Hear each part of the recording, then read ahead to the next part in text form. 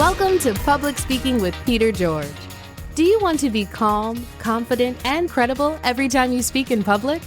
Then stay tuned as Peter and his guests discuss public speaking tips, techniques, and tactics that help you increase your impact, influence, and income.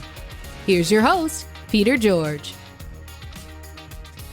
When it comes to speaking at events, there are several ways that speakers usually get the gigs.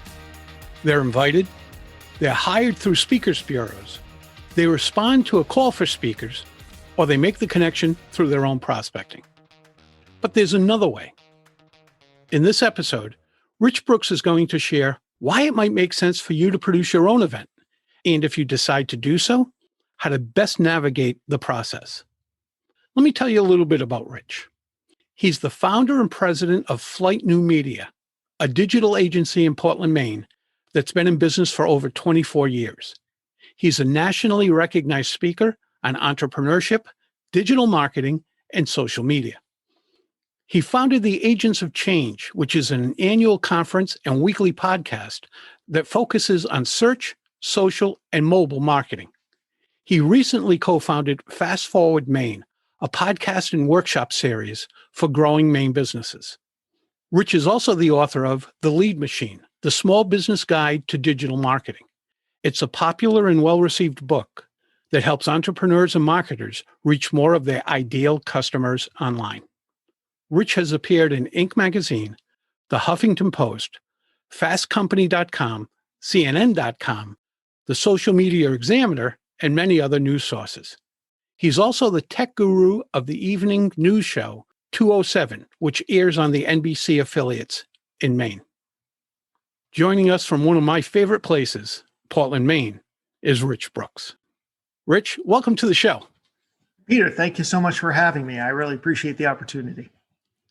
Back in 2012, you produced the first annual Agents of Change conference. What made you decide to put on your own event?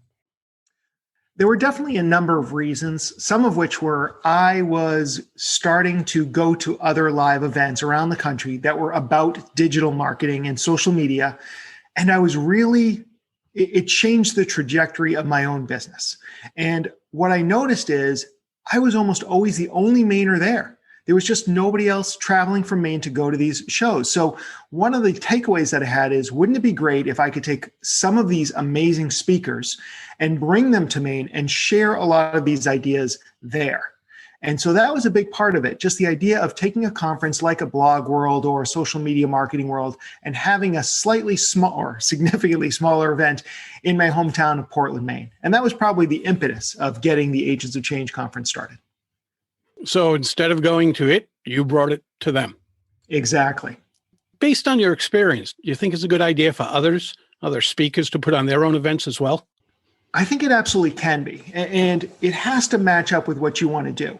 I, like you, like to present. And this was going to give me an opportunity to present in front of a home field crowd. So that was kind of a great idea too.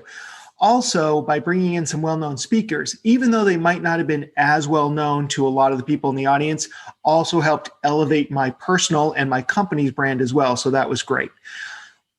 I'm always looking for things that help my business or businesses we work with stand out from the crowd. And anybody can just post a new LinkedIn profile or add something to Facebook, but it takes a lot of time and coordination to put on your own event, especially if you're bringing in like 400 attendees, which is what we tend to do with the Agents of Change. So there was this barrier to entry. So my competitors in the industry locally probably weren't going to be able to do the same thing. So there are just all these businesses advantages to it. Now, if you're sitting at home saying, well, that seems like a lot of work, well, I guess that's part of the point. But you don't need to be putting on a 1 to 2 day event with 400 people and 20 different speakers to make a difference. When I first started, some of the first events I put on were basically glorified lunch and learns. I rented out space at the chamber, talked about a subject I was passionate about that we were in business for, and started promoting it. And that was kind of how I started to develop a little bit of a following in Portland. So you don't have to start at, like you said, having 400 guests on day one. You can have a successful presentation in front of a half dozen people if it's the right half dozen people. And so, of course, it comes down to what your goals are. For me, a lot of my speaking goals are about lead generation for my business.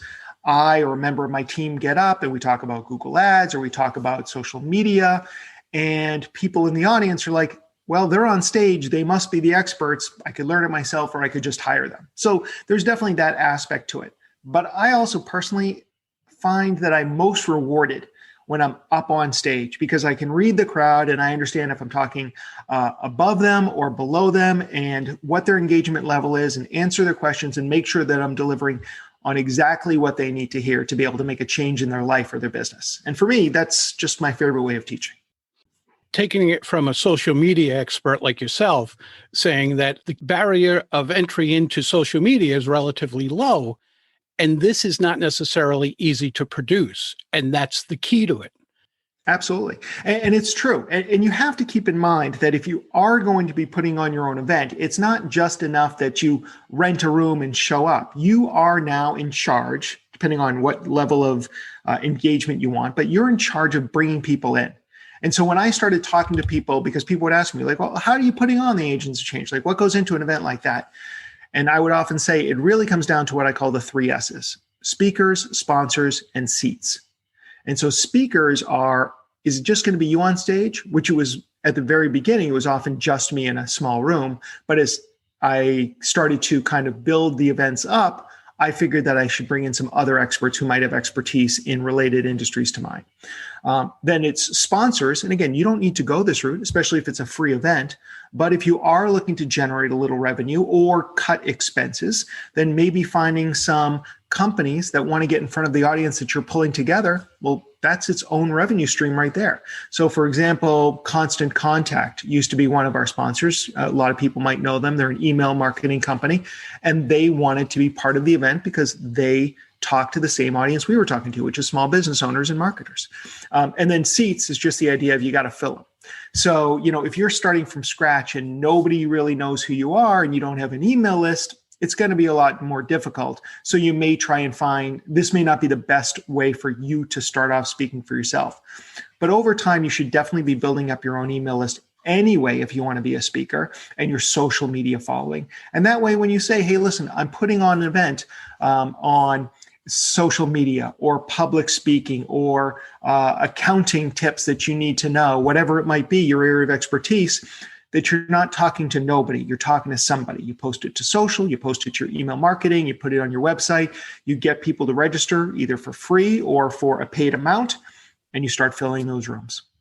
I always feel anytime I put on an event, and I don't put them on as large as you're talking about, but I always feel that for the greatest amount of time, I have to channel P.T. Barnum and that I have to promote. I'm no longer a speaker or a trainer, at least not in that sense till that day. But during that other time, I'm promoting it and getting people in the seats, and getting butts in the seats, especially on larger events, not necessarily an easy thing to do. You have to be consistent. Yeah, there's got to be some marketing and advertising behind it. There's a lot of, we could spend weeks talking about all the things you could be doing to fill seats. But, if you do have other speakers, it might be that the other speakers also want to help you promote the event. If you have sponsors, sometimes you can write into some sponsorships that they will promote it on their social channels or through their email. There's other ways of getting some press as well. And getting some free or inexpensive advertising just so people do know about the event. What are some of the pros and cons people are going to run across if they decide to do this? The pros we've kind of talked about. Obviously, you are setting yourselves up in an authority. Whenever you take the stage, you already have a certain level of authority. People almost often physically have to look up to you when you deliver your content. So assuming that you've got good quality content, everything like that, your voice is going to carry a lot more weight just by getting up there. Even if you rented the room yourself, even if you've done everything yourself, there's a certain authority that comes with that position. And that can really lead to more business or whatever you're looking to accomplish. And it doesn't have to be business. It could just be about a cause that you're very passionate about, or you want to change the way that people are thinking. Certainly, it can generate revenue for you, either directly through ticket sales and sponsorships, indirectly through business. And very often at Flight, when we're talking to a new prospect or client, we say, well, how did you hear about us? they'll tell us, like, I've been going to the Agents of Change for years, but it's only today that I'm ready to get a website or do some search engine optimization or whatever the case is. So it's great for lead gen as well. And it's just one of those things that tends to have a very virtuous cycle. So we put on the event, we get people signed up for it, we get their emails, we're able to promote more things, which ultimately, might lead to other opportunities, that sort of thing. The cons are, well, it takes time. I mean, there's no two ways about it. Like, we started looking at the profitability of our conference, and depending on the way we looked at it, very often we'd either make or lose $10,000 on the same event. It just depended on the way that we looked at it, because it was often over 500 hours that we were putting into the promotion and the production and the post-production of the event. Because we hired a videographer, a team actually, and did a live stream, and also made the videos available on demand afterwards. So those were all expenses, and those were all things that we had to do. And it was a lot of time and energy for our company, time we couldn't do other things. So always you should be looking at, what are the opportunity costs of putting on my own event? What could I be doing to grow my business or my speaking career that I'm not going to be able to do because I'm worried about what the room's going to look like and whether the acoustics are good? And do I need to rent my own audio equipment, or will it be there? Do I need to provide food? If there's going to be a bar, do I need to hire a bartender, get a special license? Do I have to hire police, which is, as we found out, something you do have to do at the University of Southern Maine if you're going to have a bar. Are you going to play music? Well, you have to go out and get licenses from BMI and ASCAP, as we discovered one year when we had a local DJ play all the guests on and off the show, because we did like a late night vibe, like it was a late night talk show with all of our presenters. So there's definitely a lot of things to consider and a lot of work. Now, obviously, like we've talked about, that's a 400-person event. There's a certain level of sophistication and expectations that people have from it. But at the same time, you can start smaller and just start to build up and find out, do you enjoy putting on events? Because if you just like getting up on stage, but you want everybody else to take care of all the headaches and the promotion, and you just want to show up and do your thing, then this is definitely not the right path for you, and that's fine.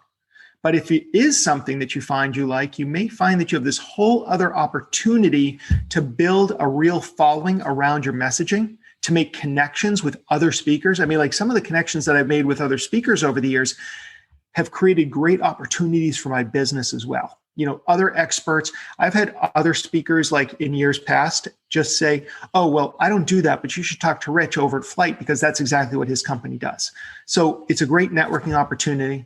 And the one thing about live events, probably the thing that I notice I miss the most due to COVID, is the networking opportunities.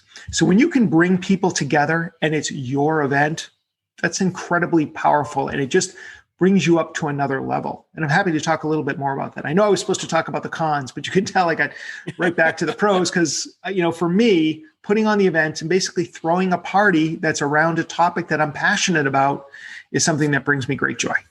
You brought up the idea of a party. A lot of people don't throw parties because they're afraid they'll throw the party and no one will show. When you started this, did you have that fear that, what if I throw this party and no one shows? Peter, from being honest, I still have those fears. That could be more about me than anything else. And this is why, when I've talked to people in the past and even taught a class on it or two, is I say, start small. It's really difficult to build momentum out of nowhere. And it's really probably not the best idea to just start throwing money at Facebook or Google Ads just to build awareness about this. I would probably start small, and I might even partner with some other speakers in the area where you're all working together to bring in an audience. There's a lot of different tactics and things you can do. And certainly we've mentioned, like, Facebook ads are a good one if you know your audience. Google ads sometimes could be appropriate as well. Maybe putting on a free webinar that kind of promotes the event is another way to get some people aware of it. Partnering with a local organization that's looking to get word out. Very often what I've done in the past is, for Fast Forward Maine, one of our brands, we wanted to get a bigger audience. We put on an event around hospitality, and we reached out to another organization in town called Hospitality Maine that had a huge membership. And I said, why don't you guys co-produce this with us? Like, you don't have to really do any work, but you bring in a speaker, you promote it to your audience, and we'll put this on together. So basically, we were able to take their list of 1,000, 1,500 paid members and bring them awareness, at least, to the event, and we got much bigger attendance than we would have if we tried to do that on our own. So partnering is a great way to do it. Obviously, like I said, marketing, having your own email list, building it up over time, those are all great things. But again, my advice is start small and then just continue to build on it like a snowball rolling downhill. It's great advice. Now, you talk about speakers and your 3 S's, and you can't have a conference without captivating, informative speakers. How do you go about finding speakers for your event, for Agents of Change? For me, it was a lot of people have a fantasy about Maine, and it's not necessarily wrong. So I would be like on the rooftop in Vegas or LA, and I'd be talking to some of the other speakers, and they'd be like, oh my, it's like I've always wanted to come to Maine, or I went there to camp as a kid and I've always wanted to go back. And over a bottle of tequila, I'd be like, oh my God, I'll fly you out there. All you need to do is show up and present. So that's obviously not going to work for people in the other 49 states, although I'm sure you have your own ways of getting people. Sometimes you're going to have to pay your speakers. And again, this is more cost that you might have to incur. So again, start small, find some local people that are in alignment with you. It may be that you want to find people who sell to the same audiences or talk to the same audiences, if that makes more sense to you, and that you're not necessarily directly competing with. I have a lot of people I like in town that do more or less the same thing that I do. I probably wouldn't turn to them first to present at my conference. I'd find other people who maybe have a related specialty like public relations or TV and radio advertising or copywriting, things like that, that work together in conjunction with what my company does, but doesn't necessarily compete directly with it. Sometimes it might be worth, though, going after some of those big name speakers as a way of bringing in an audience. If people know an influencer in your industry, reach out to them. Sometimes they might be willing to do it for free or for travel, and other times they might have speaker fees of $5,000, $10,000, $25,000. It really just depends on who you're going after. But those are some things that just in terms of trying to find some good fits. And one of the things that I do, for not everybody has this advantage, but you do, Peter, is I don't because we've been doing this long enough that speakers come to us. And what I tell everybody is nobody gets on stage if they haven't been a guest on the Agents of Change podcast. So that's usually my opportunity to speak to somebody and find out, would I want to sit through a 45-minute breakout session with this person? And if I do, and if I think they have something valuable, then I, reach out to them. I say, hey, I'd love to have you come up to Maine and do a presentation, and we figure out the details from there. But those are some different tactics that you could definitely use to start to pull together a robust speaking crew. And again, you don't need to have anybody else. You could just do it yourself. But as you start to build up bigger events, maybe ones that you want to make a little bit of money on, it might make sense to pull in a few other speakers to carry the load. I love your idea of having them come on the podcast first. Yeah. Kind of like a little test for you to decide. And speaking of deciding, when you look at one of your speakers' topics, you've asked them to come, how do you decide which one's good for keynote or is better suited for breakout? Oh, that's a good question. So usually in my mind, the keynote, and so we usually have, the way that we work our event is we have one big hall and then breakout rooms. And the first presentation of the day and the last presentation of the day are like the keynotes. And then right after lunch, we usually do what some people call plenary, or it could be a keynote. So those, everybody is in the same session.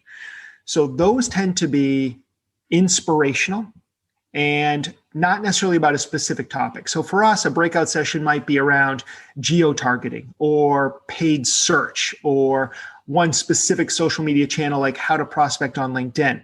That's not a great keynote. Like that doesn't necessarily get, for my audience, get people inspired. But we've had people like Jay Baer and Pat Flynn come in who get people excited just about the ideas of marketing and how to build an audience and how to engage and how to stand out. And that kind of gets them all fired up. And then the last presentation of the day is usually somebody who can wrap everything up and put it in a bow that then the rest of the audience can take it with them and be like, this is how I'm going to start to work on this next week. And then the middle guy is usually me because I want everybody to watch me speak. So I usually make sure that I'm right after lunch and everybody comes back and I do my presentation. So that's usually for us. Breakouts are much more specific, almost workshop-y, and the keynotes are more inspirational, setting the tone of the day and giving people some big picture things to think about. Is there anything that pops when you look at it, go, wow, I absolutely need this person, or I absolutely need this person here? something that differentiates them from everybody else you might be reviewing? So I think this is more advice for other people's presentations. But if you're listening to this at home and you're like, how should I pitch my presentation to this particular conference? The advice that I would give you is take a look at how big the conference is and how competitive it is and what kind of audience usually attends. So when we first started off, anybody wanted to talk about social media broadly, that was fine. But these days, I would never have anybody just come on to talk about the benefits of social media because my audience is so far beyond that. Now, in another industry, a presentation about the benefits of social media may be great, but for us, that's not what our audience is looking for. The bigger the conference, the more specific and targeted the purpose of your presentation should be, I believe. So in other words, if I'm going into a conference that's got 80 speakers on social media, I'm going to take a look at some of the previous years and the type of topics, and my guesses are going to be very niche because there's probably 6 people talking about LinkedIn alone. So if I am a LinkedIn expert and I want to talk about LinkedIn, I've got to come up with a super sexy title that offers a very specific result to a very specific audience. Because when you're choosing, if you're the event planner and you're looking at maybe filling 5 or 6 spots for LinkedIn experts, you're not looking for somebody to come in and explain the basics of LinkedIn. The assumption is anybody going to that event is already a LinkedIn expert and could probably speak at other events. What we need is something that's so specific and so new. So understanding the needs of the audience and really specifically the event planner is absolutely key. Now, if I were going to go and do a presentation for an industry group that's not my industry, like people who sell fire alarms, which is actually a group I've spoken to in the past, it's much broader. And I'll just say, like, I'm going to show you the digital marketing essentials for growing a fire alarm business, because that's what they want. They're not in the world. They just want to get a better understanding of what they might be able to do online. So it's really like in sales in general, it's really about understanding the pain points and the expectations of your audience and delivering it there. And very often, tweaking your title and description just a little bit is all you need to do. It's not about rewriting your entire presentation. It's maybe just about focusing on one really important part of the presentation that would be super relevant to that group. A lot of people will try to deliver the same presentation to different audiences, which means it's missing on some or all levels. Right. One size does not fit all. And being a boss who regularly hires new people, and when I get the, one of the things we always ask for at Flight is I want a cover letter. And to be honest, the cover letter to me is more important than the actual resume because I can train somebody up in any skill they don't have. But the cover letter lets me know, did you actually take a look at my website? Did you really understand what we're looking for? Did you read this? And we get some cover letters that are like, oh my God, I'm hanging this up on my wall. It's brilliant. And then we get other people who are like, I am very much interested in your product management position. And I'm like, that's not even the job title. Like, you know that these people are literally just hitting, like the submit button on ZipRecruiter or Indeed. It's the same thing. Take the extra time, tailor the presentation, go through all the things. That's really going to help you. And the other thing that I might say is, as soon as you are able to, get a speaker reel. He says, having not finished his, but whatever. I do think that it's really helpful, and most event planners these days are looking for some sort of speaker reel. So if you don't have any at the next live event you're able to do, hire a local videographer. There are so many young videographers out there who will do a great job for you, and they'll cost like a couple $100, and they'll record your entire thing, and they'll do like a sizzle reel of like 30 seconds to 2 minutes for you. And those are the kind of things that we're, because I'm looking to get presentations booked myself. We're seeing that time and time again, that people are looking for videos that show you on stage and the energy and the passion that you bring to the trade. Well, Rich, I'm sure you've got a number of our listeners pumped up and wanting to produce their own events. So what's that one last piece of advice that they just can't skip? I think it's just about recognizing the time investment that you need to put into this. You cannot just create an event out of thin air. You need to really think about it. You need to decide where it's going to be, if you're going to charge anything, what kind of food or drink might need to be involved, and ultimately just go back to your own personal and professional goals. What are you looking to accomplish? Because maybe you don't want to charge anything just to get people in the door because there's a sales aspect to it. Or maybe you need to charge up front, but you're not selling anything. But make sure that if you're putting on your own event, that it's in alignment with your professional and personal goals, and that's your best chance to succeed. Rich, how can our listeners learn more about you, Agents of Change, your book, The Lead Machine, and other products and services you have for them? Well, since everybody's already listening to podcasts, I'll just say the easiest thing is just to, wherever you like listening to podcasts, just check out the Agents of Change. That's my podcast. It's all where I do interviews on search, social, and mobile marketing while we wait for COVID to be lifted and I'm ready to put on my next live event.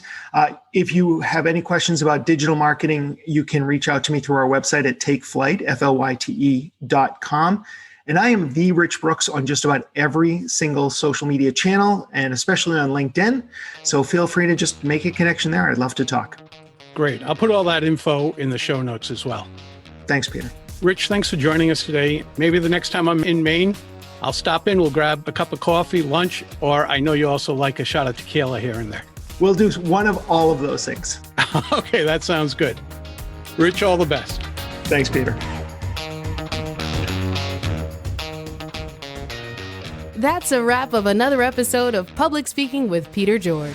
Be sure to rate, review, and subscribe wherever you listen to your favorite podcast. Tune in Monday when you'll hear another episode of Public Speaking with Peter George, and again Thursday for your next episode of Quick Bites, public speaking tips and techniques you can digest in 5 minutes or less. Until next time, remember, when it comes to speaking in public, you've got this.